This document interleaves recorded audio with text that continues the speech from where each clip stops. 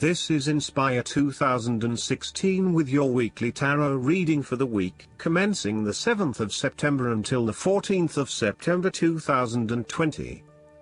The first card for you is representing, how do you feel about yourself? Your card is the Seven of Cups. Although dreaming is beautiful and provides inspiration for action, you must at some point begin to build those castles in your real life. A choice must be made even though the apparent multiplicity of options seems to paralyze you with either fear or excessive anticipation. If you are unable to make a decision because of too many options, it is time to carefully evaluate the pros and cons of each option and make a thoughtful choice.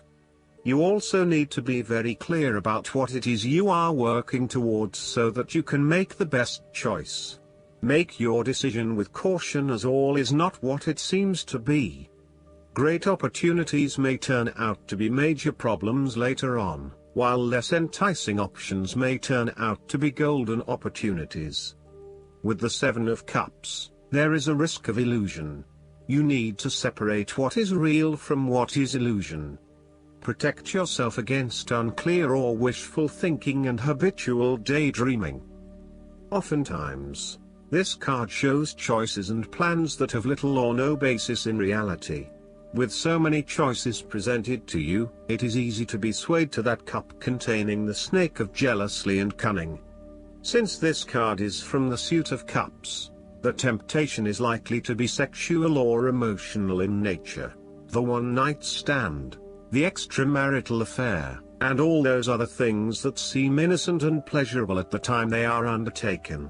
But in the vast majority of cases, the pleasure gained temporarily is far outweighed by the consequences that last, in most cases, for an entire lifetime. The second card for you is representing, what do you want most right now? Your card is the Three of Swords.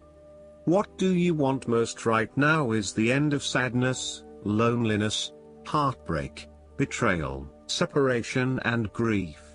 By preparing for this difficult event, the emotional blow can be minimized or even prevented entirely. This is all about release. When you have suffered a major setback, or loss, it is a good time to have a good cry, which is all part of the cleansing process. Expressing your sadness and letting it all out will then help you to move on to better times. However, it is also important that you continue to focus on the future path ahead.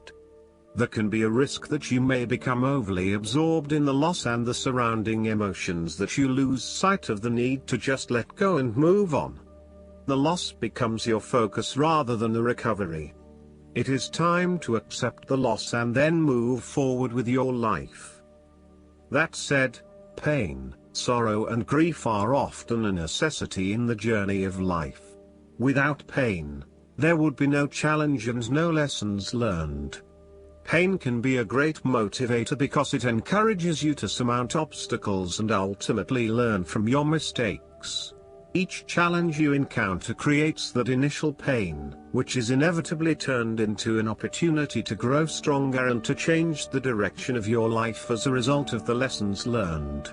While the pain may cloud your vision for a certain period, it will eventually allow you to see clearly and to put the past behind you. Though life seems meaningless at the time, recovery can and will occur. It takes faith, self-love, forgiveness and time. Count your blessings. The Three of Swords therefore serves as a reminder that if you can start to see pain as a learning opportunity, life will suddenly become less painful. You need to really get in touch with pain and sorrow. Challenges remain, but once they are no longer perceived as negative or bad, they lose a lot of their impact. This card is therefore encouraging you that you have the ability to conquer any pain that comes your way. Understand how the pain can help you grow. If someone has betrayed you and you do not think you can never love again, challenge that belief. Do not be surprised when your heart emerges from darkness, capable of loving even more than before. The third card for you is representing Your fears. Your card is the Five of Wands. You are afraid and have tendency to avoid conflict wherever possible. You may find that any sort of tension or conflict makes you feel quite uneasy and you wish it would just go away. So, you deflect a lot of that energy and just ignore the problem, if there is one. The trouble, however, is that in doing this, you may just be pushing some of your own concerns to the side, without really dealing with them or being assertive about them. Some conflict can be good, particularly if it is constructive and teases out the underlying issues in a way that then generates a better solution. Consider whether always avoiding conflict is the best way to go, or if you are finding yourself just compromising on what is important to you. You are no longer up against so much competition and can just be. On more personal level, you have worked through your anger and hostility and you feel more secure in your relationships. You do not have to constantly prove yourself anymore. There is a realization that you do indeed need focus to achieve your goals. You have come through a period of scattered thought and random ideas only to find yourself in the same place you were when you started. You now acknowledge that if you are to progress your goals further, you must focus your attention on your key priorities and stay committed to your goal without considering even more possibilities or opportunities. The fourth card for you is representing what is going for you. Your card is the Four of Swords. After every crisis and before every new challenge, there is always a time of relaxation and contemplation. Constant stress and tension will break even the hardest and most resilient of people, but brief periods of rest enable you to refresh your energy, concentration and focus, ready for the next challenge. These rests should be used wisely, to heal the body and ready the mind. The Four of Swords is also a sign that you can stop worrying, put down your defenses and take a breather from the chaos around you. For the moment there is a truce and you can catch your breath without being attacked again. However, bear in mind that a truce and peace are not the same thing. The Four of Swords is a guarantee that challenges will return to your life as soon as you are ready to face them, so make the most of the stillness and quiet you have earned, but never lose sight of the fact that the battle is not yet over, and that there is still work to be done. This card suggests that now is the time to rest from some difficult times, perhaps the trauma of breakup or departure, relationship or family problems, financial and health worries, stress and conflict. Take a break. This is also not the time to make decisions, particularly when you are at your most vulnerable. The fifth card for you is representing what is going against you. Your card is the Eight of Cups. You may be feeling confused about where your best options lie. Part of you wants to explore new horizons and possibilities, but another part of you fears that in doing so, you will miss out on what your current circumstances have to offer.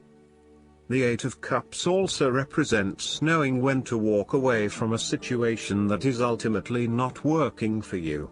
Even though there are some fundamental issues that have not been resolved, you know that no matter how hard you try, these will probably never be resolved.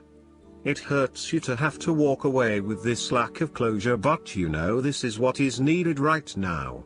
Sometimes, however, there may be a lack of commitment to walking away, whereby one day you are ready to leave and by the next day you are having doubts and wanting to stay. The Eight of Cups can reflect helpless, aimless drifting from one place to the next by someone who cannot stand to be confined to just one setting, or someone who never quite fits in. You may fear intimacy and have difficulty making and keeping your commitments. When things become too difficult, you quickly escape and leave behind your troubles, rather than dealing with them head-on. The last card for you is representing the likely outcome that you may have. Your card is The Two of Wands. You have been able to take your idea and turn it into a feasible plan that you know will lead to your success. It is no longer just an idea, but you now have a plan in place to ensure that your idea is carried out as you had intended. The Two of Wands is also about discovery, particularly as you step outside of your comfort zone and explore new worlds and new experiences. It may take some courage to take the first step, but this card gives you the confidence of self-knowledge. You know what your goal is, what your creative process is directing for you, and you are confident in its eventual fulfillment. The Two of Wands indicates that you will begin to consider your longer-term goals and aspirations and will plan ahead for what you need to do to achieve these goals. You have already come so far, but now you feel it is ready for a change, this time with your long-term future in mind. You may be considering overseas travel, further education, or a major career change at this point in order to expand your learning and development, and to grow your horizons beyond your immediate environment. With careful planning, and a moderated approach, you will set yourself up for success in the future. The twos in tarot often represent decisions of some sort. In the case of the Two of Wands, you are making a decision between sticking with what you know, or expanding your horizons and taking a risk. You know that the world has to offer you something bigger or more meaningful, yet you are also aware that in order to maximize on this opportunity, you must leave your familiar grounds. Even though you have already invested a lot into your current circumstances, for you to be able to grow and to maximize your potential, it is imperative that you step out into a new world and explore your options. This card shows the patience and focus of your intent. You have got the ball rolling and have started out on your journey, so now it is time to patiently wait for your rewards and watch as your ideas begin to materialize. Last but not least, the guidance card for you is the Ego. The angels want you to know that the entrapment you're feeling isn't real. This card indicates that a lot of your feelings are stemming from anxieties that aren't based in reality. So, give your fears to God and the angels, and ask for their help in adopting a more positive perspective on this situation. This card also indicates that you're focused upon the material things in life. Heaven acknowledges that you, like everyone, have physical needs. However, your attention to the accumulation of possessions is out of balance. Reassess why you want to acquire these items. Perhaps you're trying to fill an emotional void, which material objects could never do. What you're really craving is inner peace through a spiritual path. Additional meanings of this card: refusal to face the truth or to take personal responsibility for the situation. Addictions, temptations, dependency, excessive debt. Jophiel is the archangel who helps us experience beautiful emotions and think beautiful thoughts.